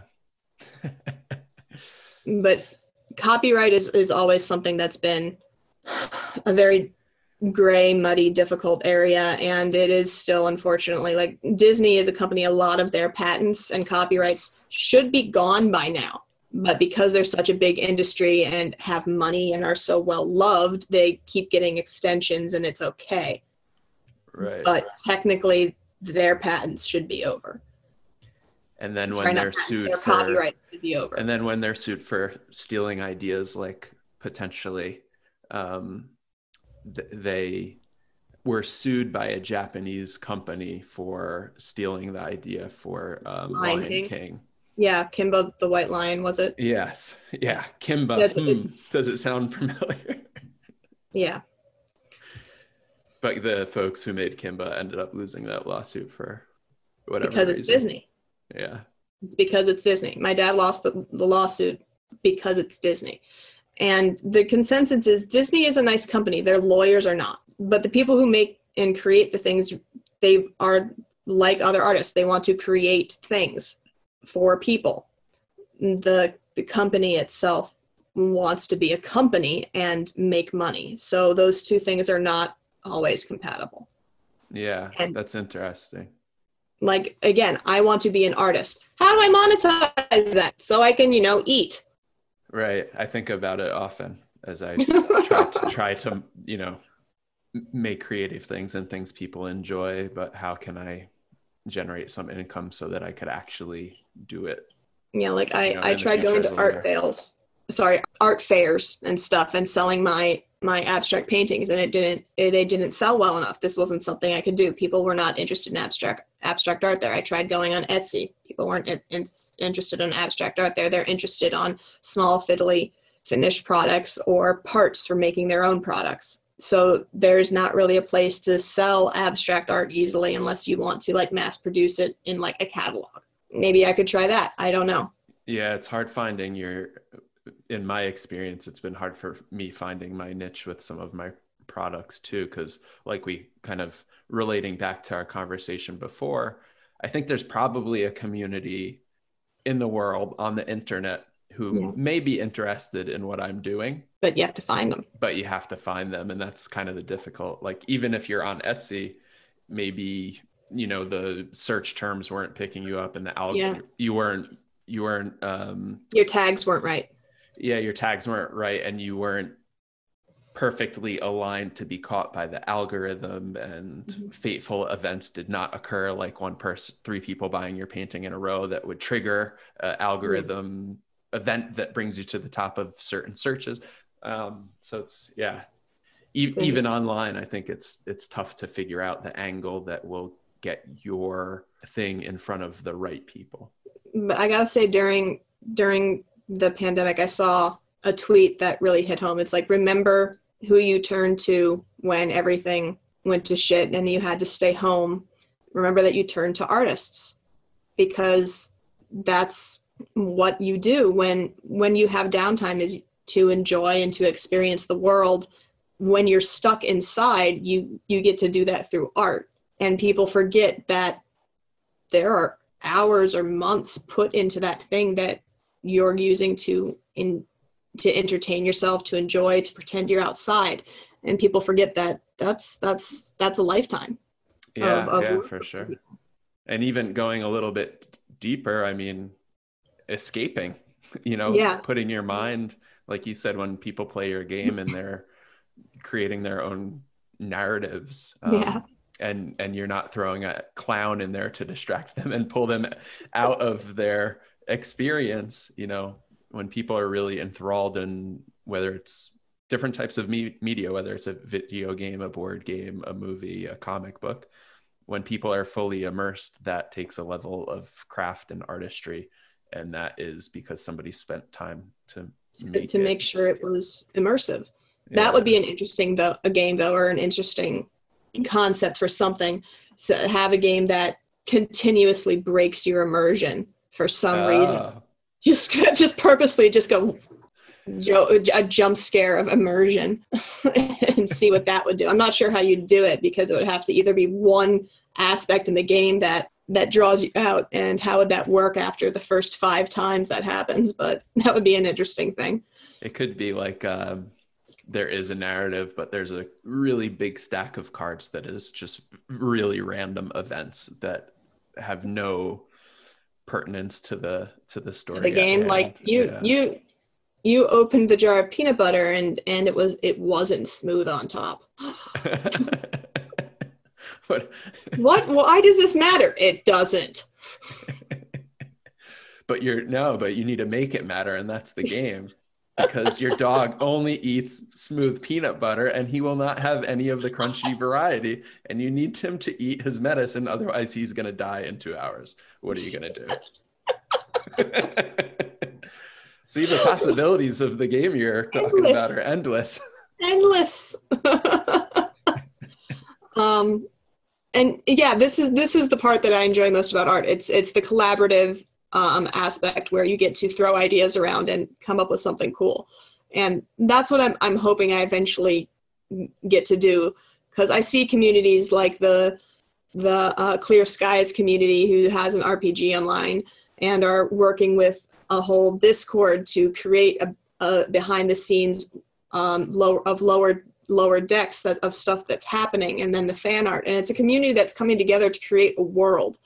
And it's a beautiful thing. And then of course there's smaller communities that I'm sure are out there that are making their own thing, or building off someone's idea. Like I know that on Tumblr there's people who will role play specific characters. Like I know a friend of mine for a while was specifically role playing King Candy on Tumblr to ask, you know, kids, answer other kids' questions, because that's how old we were at the time, or other people's questions. And or was it not that long ago? Time is weird now, so I don't remember. I agree. To basically help immerse people in the world, allow them to escape a bit, and create interactions with characters that wouldn't normally interact, and just basically practice writing skills. And there's this whole community of people who interact with characters like that on Tumblr to practice writing. And there are just all these little universes online that allow people to develop communities and worlds that they get to escape into, and it's just really interesting right now. And I'd like to be part of one or create my own, and that would be awesome to just help people create art. But there are so many to choose from. Do you have a short list? Or have you investigated? I mean, I guess it's one of those things. Well, I mean, like, it's once you commit, you kind of start getting into it, and it's hard to switch, you know, when you're halfway down the road. I did Tumblr for a little bit, but then I got busy with my board game, and I'm part of the board game community. Like I went on Tumblr to write my own characters and stuff and practice writing for the book that I will someday publish. But I also was part of another writing community that was specifically online for like D&D, and then there's Roll20 these days and D&D Beyond, and then there's groups that are on Discord that are specifically playing like Behind Clear Skies, and they're creating a world. And then there's groups that like Critical Role, where their community gets drawn in and will end up helping make stuff for the show, or put fan art up on their episodes and stuff, and get to showcase all of the beautiful things that they've inspired. So there's lots of these different communities that are absolutely flowing over with people who are creating beautiful content. And it's a collaborative. Yeah, it is. Like it depends on the community. Some in some cases it's collaborative. In some cases it's just showcasing and one person inspiring another, but everybody is inspiring everybody else to create. And it is the easiest and simultaneously the hardest time to be an artist right now, because there is a font of inspiration and people to collaborate with and tools to use, but that means everybody's doing it, and how do you get noticed? Right. And so it's a very interesting, wonderful time to be alive and be able to create. Couldn't have said it better myself. That would be a really great ending point. But I have one more like very technical question that I should have asked in the beginning, but go ahead. We flow as it flows here at What's Your Random. I'm wondering about technicalities of design and gameplay, particularly applying math, statistics, logic, and probabilities. And in your experience with your game, and then what you've seen in the community of game developers in general, how much are they looking at it through the matrix and looking at the back end of like the actual math as it serves into the game? I don't know. I suck at math. Me too. Let me put it this way. I have at least 10 spreadsheets of different versions of points on the cards, and of developing what the best ratio of points were to make sure eventually figuring out that if I wanted to balance them, that all of them needed to add up to 0. But since you can't get all of them on the playing field at the same time, that means that you'll have an imbalance. You need to figure out how to make it balance different ways. So that was the main math that I did. But the math that you have for RPGs is insane, because it's not just making sure that the character is balanced as it's leveled up, but making sure that the comparison to another character is balanced as well. So that's like, depending on the person, I'm assuming they're just gonna it could be balanced or off put by another character's abilities, or they could make sure that every character goes up by X times 1.5 on their spreadsheet. And I'm pretty sure it depends on the person and how technically minded they are. Because I know there are some games out there like Warhammer where you're measuring stuff down to the centimeter to make sure that your character's getting, your little mini's getting the best shot on the battlefield. And I can't do that because I suck at measuring things too, which is really bad for someone who wants to be an artist and who draws things on a regular basis. That's why you did abstract. That's one of the reasons I do abstract. I'll tell you a secret. If you want to draw anything realistically, draw a grid and then take what you're looking at, and in each square of the grid, draw what you see on the image, which you also need to grid, by the way, and draw it as an abstract thing in that square.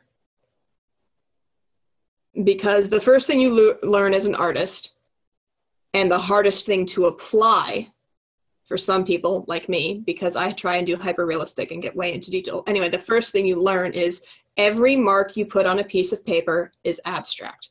Alone, it means nothing. It only means something when you combine it with all the other marks. So your mark on the paper has to either be very precise or it has to be very relational, or it has to be very good at implying what it is. And if you want an example of that, look at Bob Ross's work. His stuff, any mark that you would put, that he puts on that canvas by itself, looks horrible, looks like nothing, looks like a splatter of paint. When it's combined with the other brush strokes, then it becomes something that looks realistic and beautiful. And that is the hardest thing to learn that has absolutely nothing to do with the original question. That's because I am hydrophobic. I am mathophobic. I am not good at it. That's okay. It's cool to hear that you didn't have applied mathematics or logic that you did. It seems like you had a general math-based concept, and then you did trial and error to figure out, what portion of cards with certain numbers or whatnot, worked out best in the end, or the best means to your end. And that was the most math that went into the game, because anything higher than that, like with percents or exponents and stuff, involves spreadsheets and makes my head hurt. I'll probably end up doing it if I have to make an RPG, but I might get some help. Well, how have you felt the reception was to Annapurna in terms of expanding your network? It's difficult. It's difficult because I need to find the right people, and we haven't figured out how to show the right people it exists yet, because it's a strategy game and a tactic game and a take that game, and we haven't found the exact community to share that with yet. But we could also be trying to share it with the community of mountain climbers. They're stuck inside right now, and this is a game about climbing a mountain. So we could be trying to market to them. We could be trying to market to strategy gamers or people who are interested in helping develop solo player games. We could be touting other aspects, like the fact that this is a family-friendly game for people who are stuck at home with kids. If we went on a simpler kids version, we could tout that this is a good way to learn about positive and negative numbers.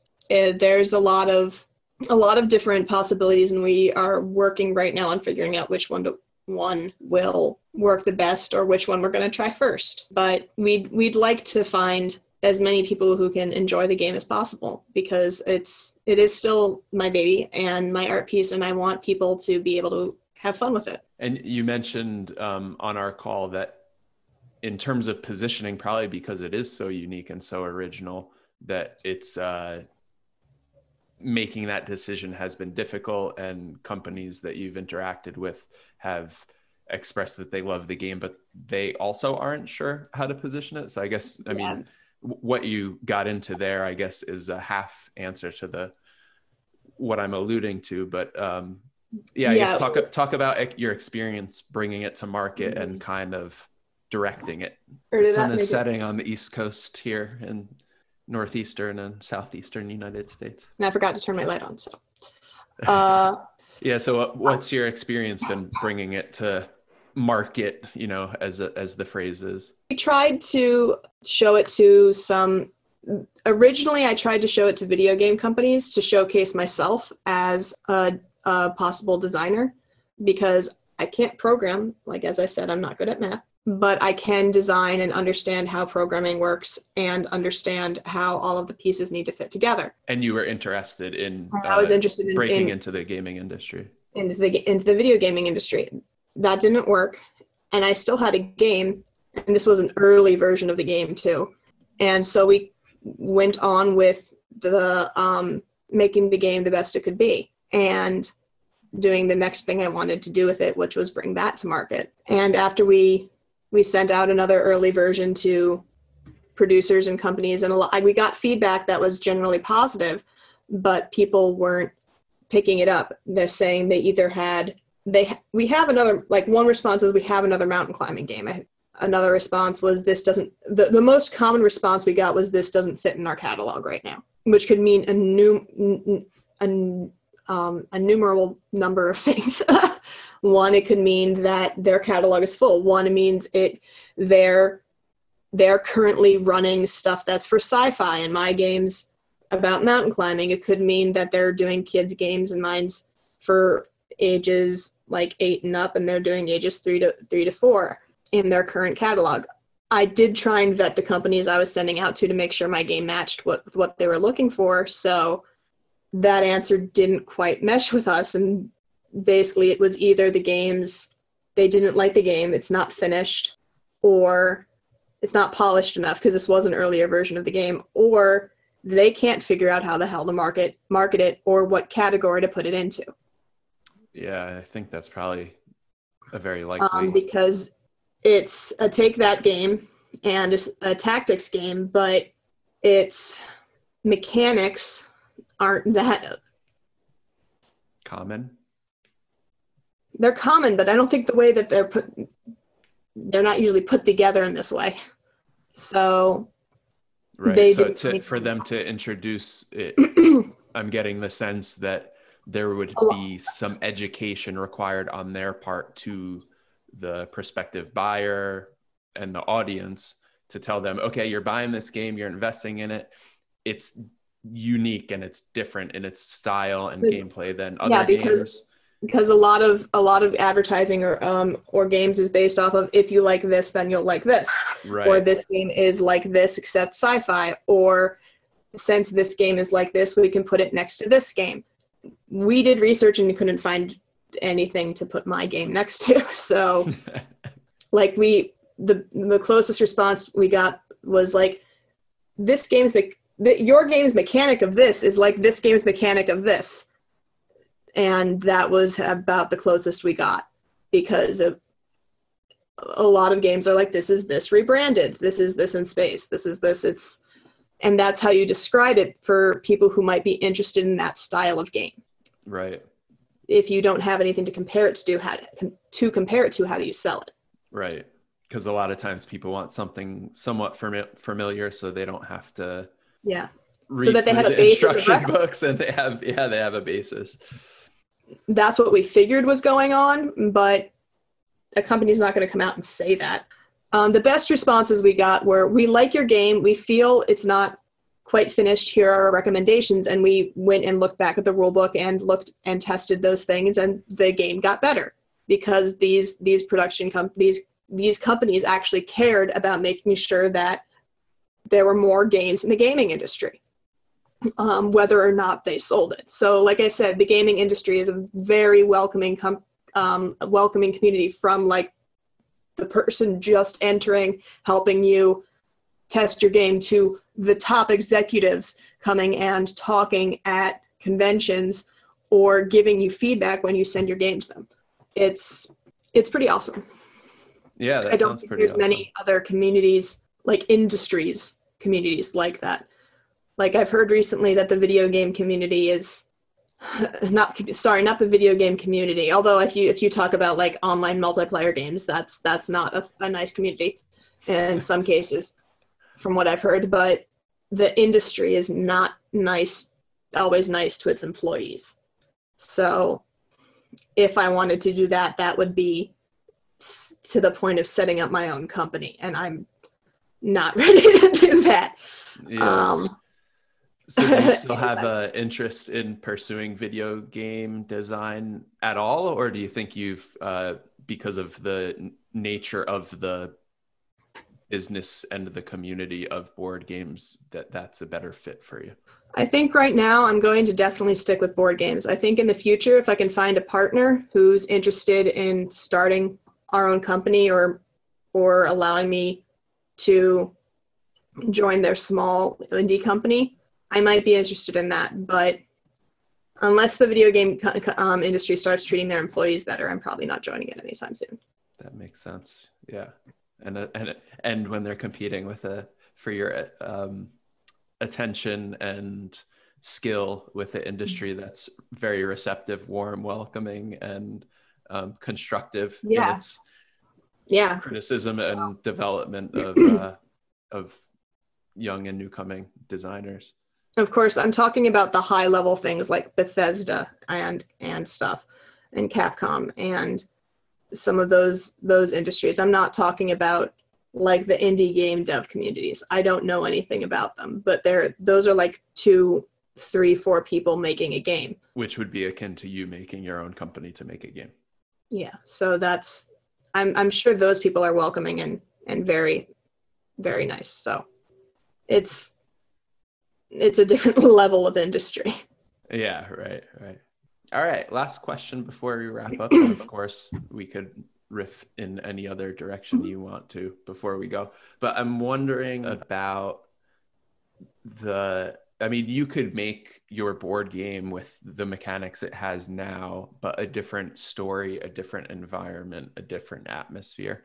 So I'm wondering if Annapurna was something that you knew about and had a interest in exploring creatively before the game, or if it was something that you arrived at after the mechanics of the game were somewhat planned. And then add on to that, I'm also interested in maybe exploring in your answer self-expression through board game design.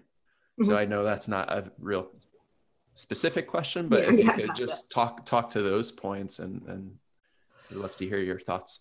We came up with the base idea and had the mountain or the pyramid format. And we decided we didn't want to do pyramid climbing because you shouldn't climb pyramids. They're part of someone's history and you should not touch those because it will wear them down. And also I think it's illegal. So we didn't want to have something about someone climbing the pyramids.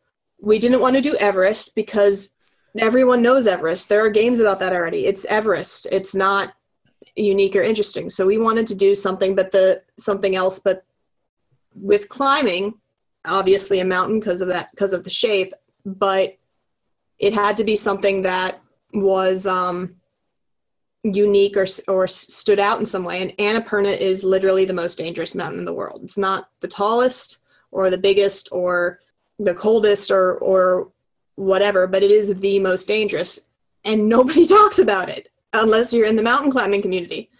So we decided that we wanted to stage the game there, and that's how that started.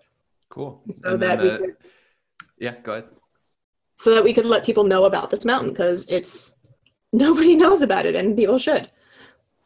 Yeah, and I hadn't heard about it, and I knew that you had cats because of seeing something on your Kickstarter or on Instagram or somewhere on social media relating to you, and I thought, oh, she likes cats, so it's Annapurna.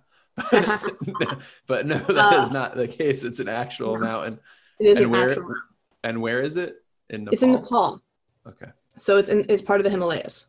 And then the second part of that question was, what do you you do abstract painting and you do various types of art, and I'm sure in many of those you express yourself. They're forms of self-expression. You have creativity. You have ideas that are specific to you, as random as they are, which is why I named the podcast as such. So I love hearing about people's own specific, peculiar idea that exists only in their head, something that they are the only ones who could bring that idea into a certain form. I had a recent guest who was saying that no matter how many zombie movies come out or vampire movies come out, the idea you have for a zombie movie is specific to you, and the way that you would execute it is specific to you. And even in a flooded market of zombie movies, you may have the best one yet. Like, you don't know. You have to make that decision based on looking at the landscape, but you have one that's unique to you. So that's prefacing my question, which I cut into. So my question is, self-expression through board games, how do you achieve it? What do you think in Annapurna is specific to you? And you could talk about Annapurna or other games that you've dreamed up. Well, for Annapurna, it's definitely the art style, because my art style is kind of mishmashy, and it's interesting because it started out as every card started out Trouble with at the airport. Yeah, every card started out with some aspect of a physical drawing in it, that I ended up putting into Photoshop before I had a drawing tablet and was like editing it with a mouse. The most recent edition looks a tiny bit better because I actually had a drawing tablet to use. Which tablet do you use? I use a Huion, and so the art style is very, very specific to me. It's varied. I ended up using mandalas in there because it's part of the culture in Nepal. So I wanted to. Oh, that's beautiful. To showcase the local culture of the area that the game is based in. So this wasn't so much a self-expression of me, but an expression of my interpretation of what the card said, or my showcasing of something that I thought was beautiful about the local culture, which is always a dangerous thing to showcase something about someone else's culture in today's world, but because you have to figure out how to do it respectfully. So that was a very big part of the game, of how do I express myself and the culture and area that the game is set in while being respectful. And that was a very long process with cultural consultants and redoing art to make sure that everything was okay. Yeah, it's nice that you brought that level of respect to the creation of the game. And I suppose one hope is that people learn about a culture they may not have otherwise been exposed to. That was our hope. And you can only hope that people can take it as that, instead of me just using the culture to advertise my game, which was not our intent at all. But it's just a difficult thing to do respectfully. So, but we tried. So. Yeah.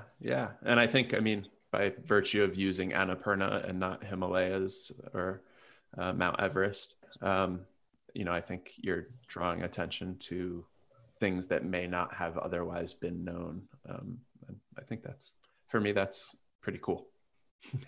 So I hope that your intent is recognized as a good one by players across the board.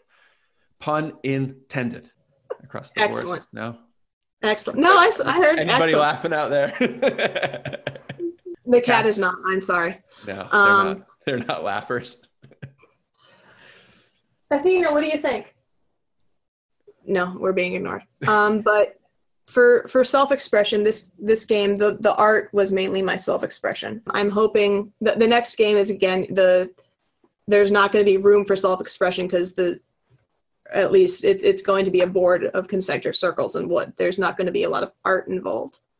But so it's not going to express me, but it's going to be my ideas and my mechanics, and it's going to be something that I made.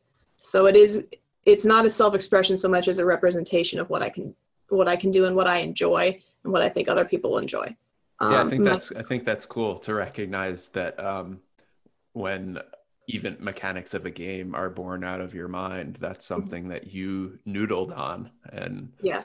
arrived at and were able to articulate to others so that they could partake in a game that originated in your mind as an idea. So I think that's cool to recognize that as self-expression as well.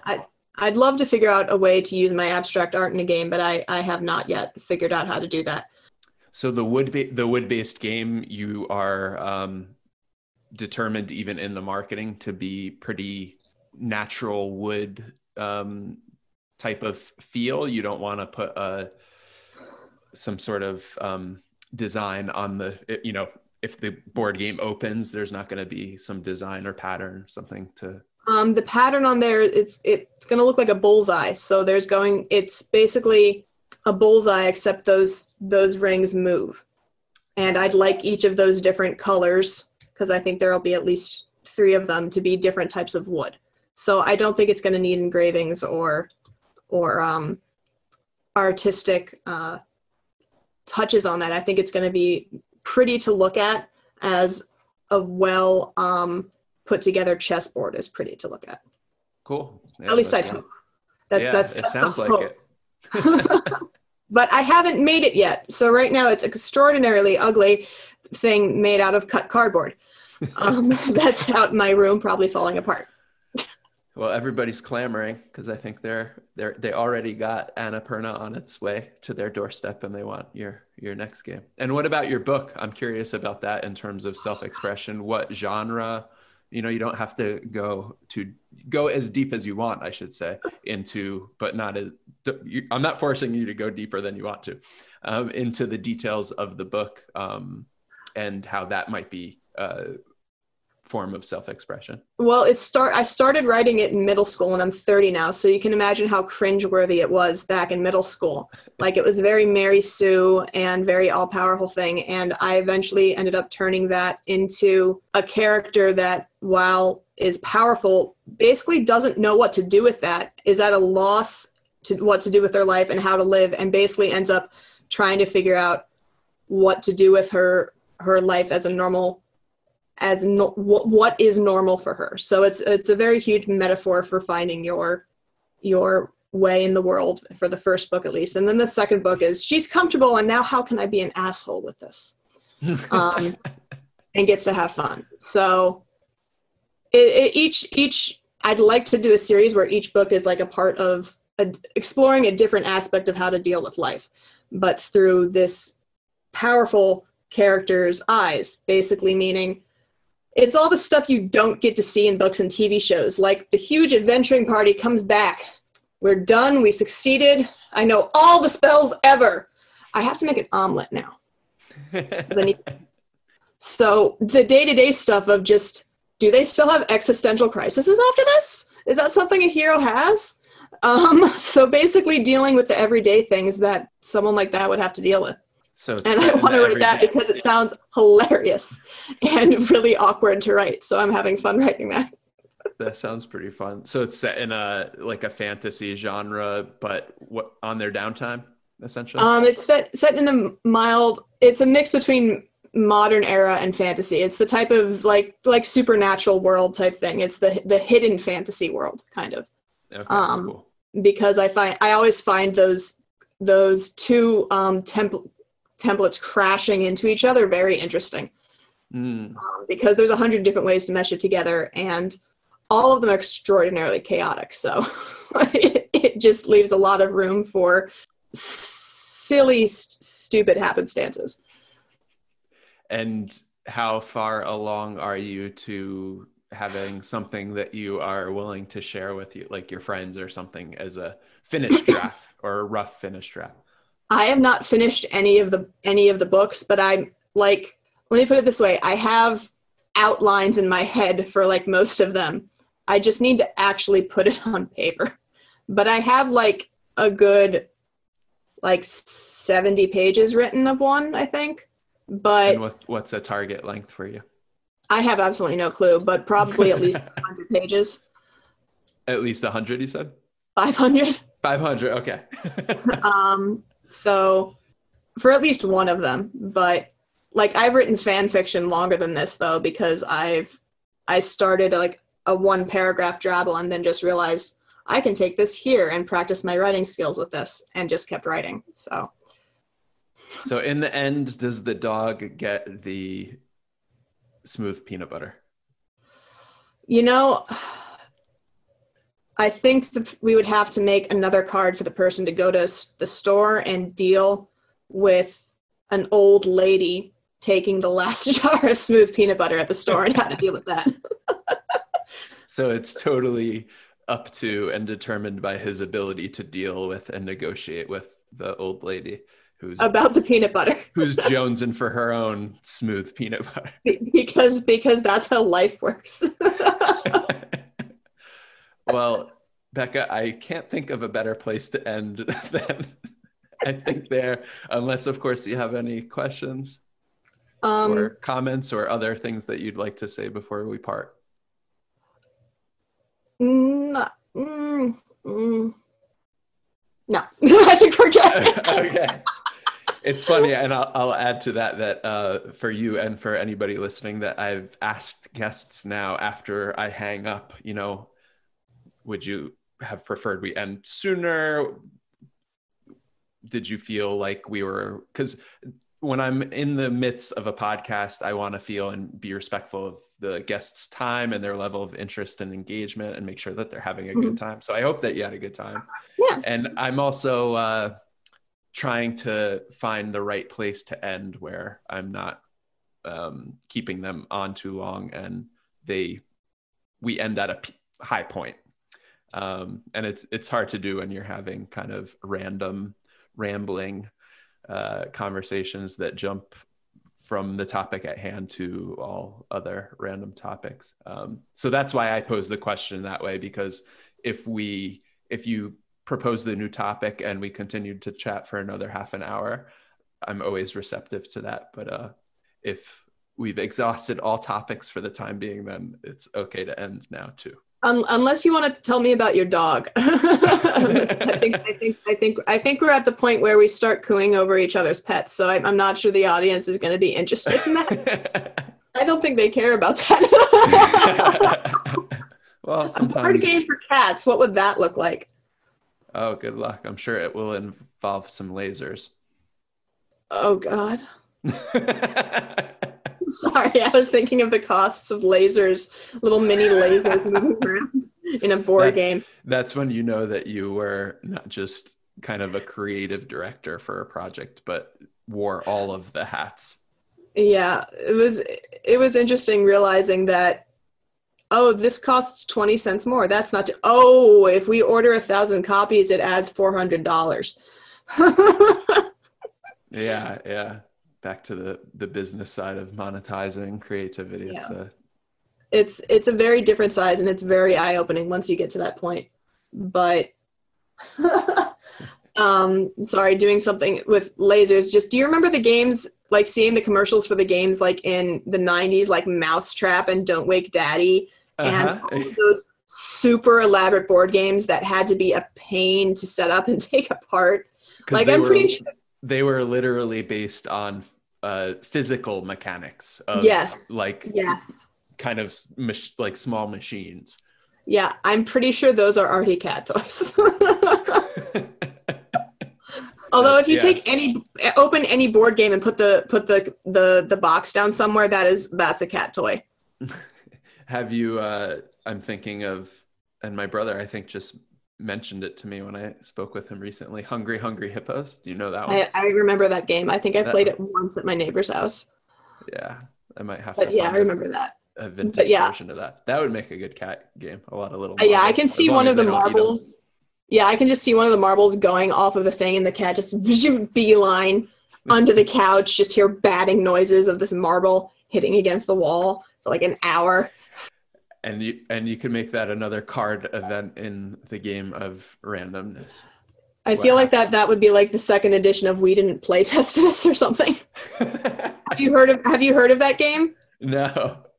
There is a game by the people, I think it's by the people who did Cards Against Humanity, that's literally called We Didn't Play Test This.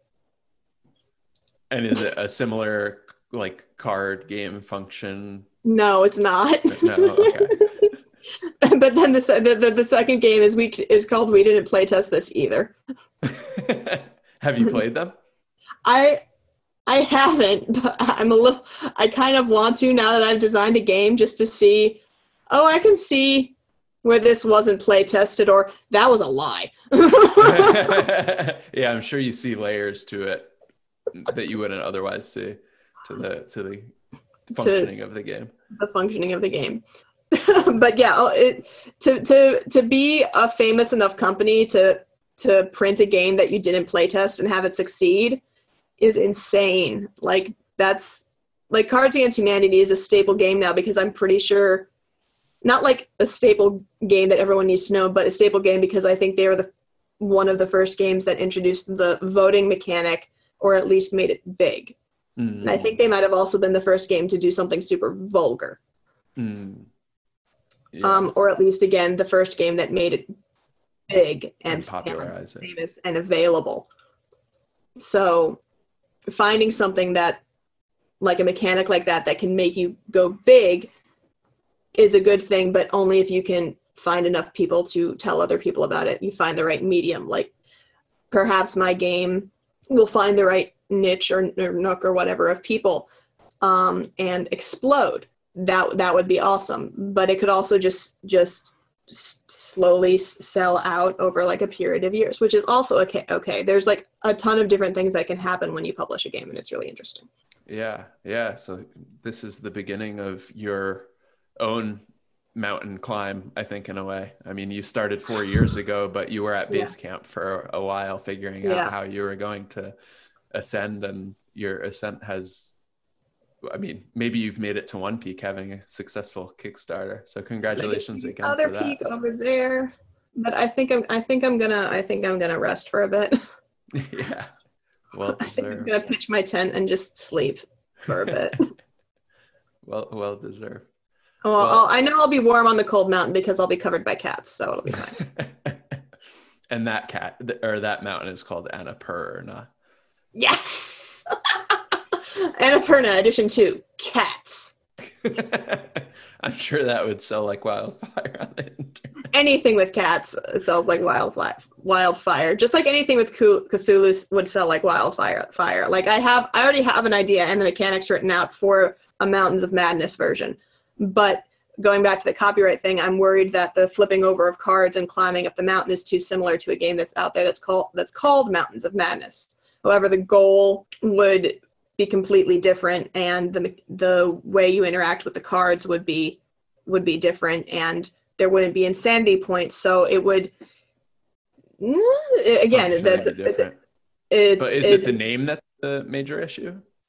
No, it's the fact that you're climbing a mountain, flipping over cards, and that's the similar mechanic, and that it's in a similar domain theme. They'd both be in H.P. Lovecraft at the Mountains of Madness, flipping over cards, climbing up a mountain, but everything else would be different. So, is that enough to cause a lawsuit? That's the question, and that's the thing you have to worry about and maybe ask or figure out if you're stepping on people's toes, basically. Yeah. Well, it sounds like even though you promised yourself a break that you've already started your next I came up with that idea like 2 months ago, so it's written down and saved in an email.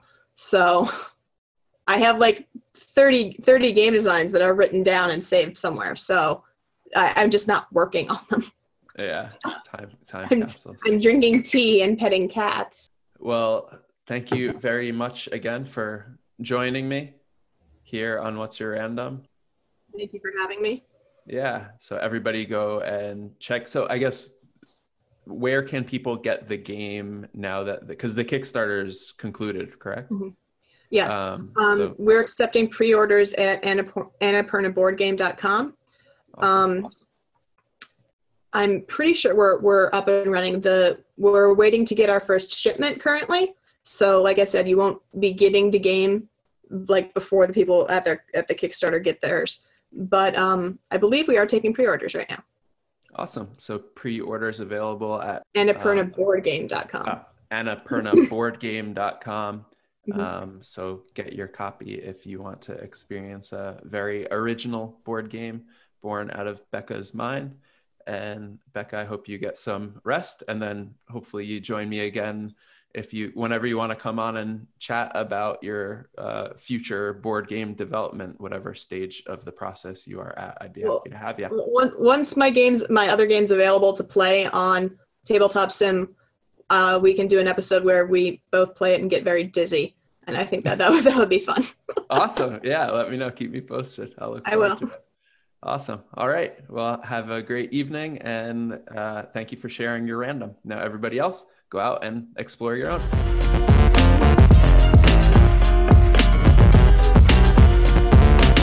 Hello, my fellow randoms, and thank you for hanging on tight to be here with me here at the debriefing of our 11th episode with Becca Horowitz. Key takeaways for this episode: I was really interested and enthralled with our discussion about the division and differentiation point between video games and board games when you are playing a board game in a digital space. I think that's an interesting area to spend some time thinking about points of differentiation and the definition of each. I was also really interested to hear about the layers of designing a board game, from visual elements to more mechanical elements, and dividing all of those various layers into two buckets, one design and one art. And that was a really interesting part of the conversation. I hope that you enjoyed it. It seems that Annapurna is a very original game. It does not have a comparable alternative in the market. And if you are a game player, I suggest you learn about it and check it out. Support Becca and her current and future endeavors in the board game industry. We're excited to see she sells. We're excited to see where she goes from here. As for improving the podcast and performance and things of that nature, there was a point where Becca started to get dark, and I should have found a time to jump in there to tell her to try to turn on a light. And also leading into podcasts that are about that hour when the sun starts setting in the sky, I should prepare my guests to have lights readily available to adjust their configuration as their ambient lighting changes. That's my job as a host. Anyway, other than that, I think that it went really well and I enjoyed it, and I hope that you did too. My fellow randoms, holler at us at What's Your Random on Instagram and or Twitter and or Facebook, and let us know what your random is today, and go out there and pursue your random tomorrow. Have a great one.